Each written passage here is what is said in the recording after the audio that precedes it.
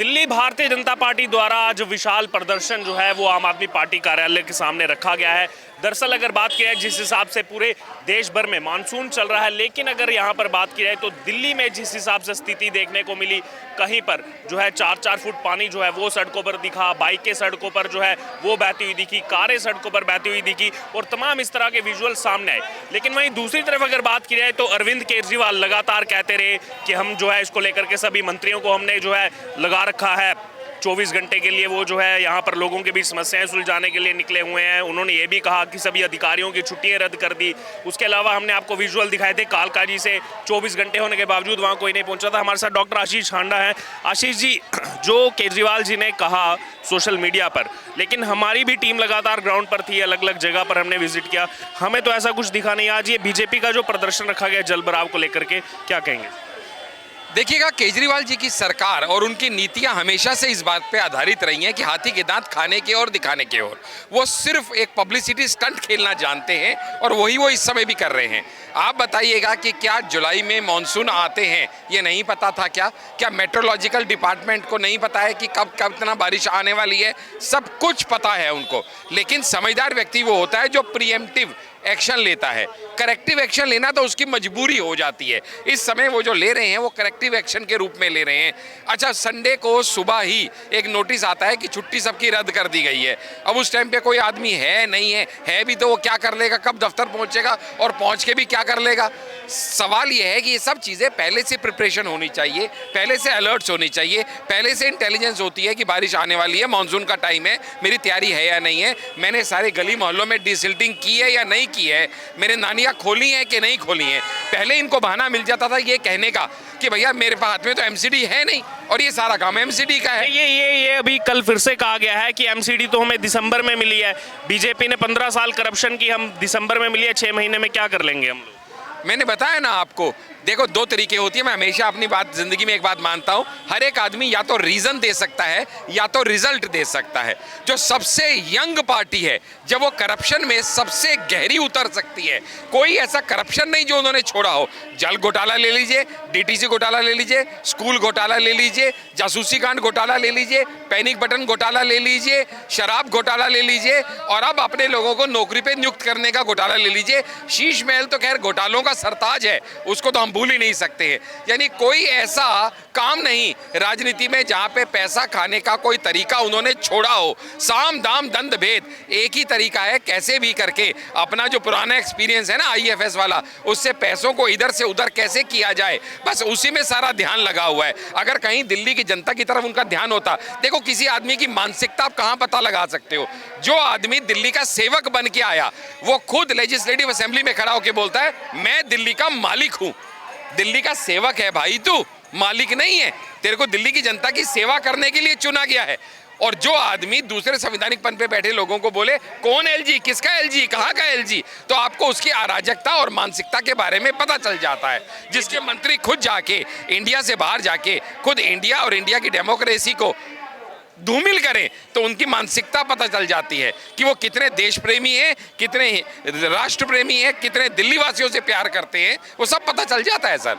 ये जो आपने हाल ही में जिक्र किया एलजी और आप सरकार का, बहुत महीनों से हम देख रहे हैं आमना सामना हो रहा है।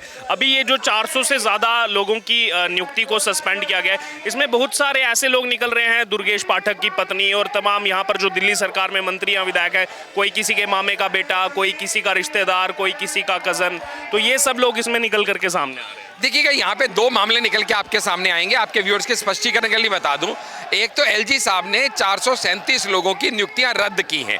वो इसलिए की हैं कि उनकी नियुक्ति जो थी बिल्कुल भी असंवैधानिक तरीके से की गई थी, यानी किसी भी मापदंड को ध्यान में नहीं रखा गया था। यहाँ तक कि डिपार्टमेंट ऑफ पर्सनल का जो रूल है 2018 का, जिसमें एससी एसटी ओबीसी के लिए भी आरक्षण करना है, वो तक नहीं किया गया था। कितनी नियुक्ति ऐसी की गई जिनके जो बेसिक क्राइटेरिया हैं एजुकेशन के और एक्सपीरियंस के, वो तक फुलफिल नहीं हुए थे। कितनों के कागज फर्जी निकले हैं। यानी अपने बंदों को सरकारी पदों पे नियुक्त करने का ये जो पूरा स्कैंडल और जो स्कैम चला गया है, मेरा कार्यकर्ता है, मैं इसको सरकारी पद पे लगवा देता हूं, काम ये मेरा करेगा, मेरी पार्टी का करेगा। क्यों? क्योंकि मैंने इसको नौकरी पे लगवाया है। लेकिन तनख्वाह कहां से मिलेगी? सरकार से मिलेगी। सरकार की तनख्वाह मतलब आपके और मेरे दिल्ली के टैक्स पेयर के पैसे से अपनी पार्टी को फलाना फुलूने का ये जो नया इन्होंने कांड शुरू किया है, ये करप्शन का एक नया न्यूनतम लेवल इन्होंने प्रमाण सिद्ध कर दिया है। और दूसरी सबसे बड़ी बात, अभी तो आगे आगे इन्वेस्टिगेशन होगी, हो सकता है इन नियुक्तियों को सिर्फ अपने लोगों को देने के अलावा इन नियुक्तियों के अवज में भी कुछ पैसा लिया गया हो। ये भी आगे आगे स्कैम निकल के आ सकता है। और ऐसा हमने पहले भी देखा है कि जब आपने देखा होगा, जब रेड लाइट पे कार्यकर्ता खड़े होते थे, वो आम आदमी पार्टी के खड़े होते थे, red light on vehicle of, odd even करके, पोल्यूशन करके, तब भी अपने लोगों को ही पैसा देने का वो प्रयास था। जब आपने देखा पैनिक बटन में, तो पैनिक बटन में जो ऑटो में ये पैनिक बटन लगाए जा रहे थे ट्रांसपोर्ट डिपार्टमेंट के अंतर्गत, वो सब भी आपके ही बनाए हुए लोग थे। जब ये शीश महल बना तो जो 1 करोड़ रुपया दिया गया रेनोवेशन कंसल्टेंट को, इंटीरियर डेकोरेटर को, वो भी इन्हीं का आदमी था। यानी अपने आदमियों को फायदा पहुंचाने की राजनीति ये पहली बार नहीं है कर रहे हैं। और इससे पहले भी जब अनिल बैजल जी थे 2018 में, उन्होंने भी 9 लोगों को निष्कासित किया था जब गलत तरीके से उनको अपॉइंट किया गया था। और मालूम उनमें सबसे प्रमुख नाम कौन सा था? अतिशी मारलेना, जो उस समय मनीष सिसोदिया के कंसल्टेंट के रूप में मोटी तनख्वाह ऐंठ रही थी। उस समय भी इनको निष्कासित किया गया था। लेकिन ये लोग इस बेशर्मी से दिल्ली पे राज कर रहे हैं कि ये कुछ भी करके अपनी करप्शन को हवा देते चले जा रहे हैं। और इनका इलाज बहुत जल्दी केंद्रीय सरकार और उपराज्यपाल साहब को करना पड़ेगा, नहीं तो देश की जनता और दिल्ली की जनता यूं ही ग्रस्त, पीड़ित और अपने आप को ठगा हुआ महसूस करती रहेगी। एक आखिरी छोटा सा कमेंट, अभी हाल ही में ईडी ने मनीष सिसोदिया की 2 प्रॉपर्टीज जब्त की और भी तमाम आरोपियों की प्रॉपर्टीज को कुर्क किया गया। आम आदमी पार्टी सीधे कह रही है हमसे डर गए हैं, ये मनीष सिसोदिया से जो है जानबूझ करके इस तरीके की चीज़ें कर रहे हैं, उनकी जो उन्होंने दिया था एफिडेविट में वो संपत्ति भी कुर्क कर रहे हैं। क्यों कर रहे हैं, क्यों लगे हुए हैं पीछे? देखिएगा, एक बात तो बहुत क्लियरली समझनी पड़ेगी देश की जनता को और आम आदमी पार्टी को, वो ये कि पहले तो ये मान लें कि भले ही वो मोदी को ना मानते हो, क्या वो देश की न्यायिक प्रक्रिया पे सवाल उठा रहे हैं? क्या वो ये कहना चाह रहे हैं कि वो न्यायालय जो उनको इतने महीने से बेल नहीं दे रहा, वो भी मोदी के हाथ की कठपुतली है क्या?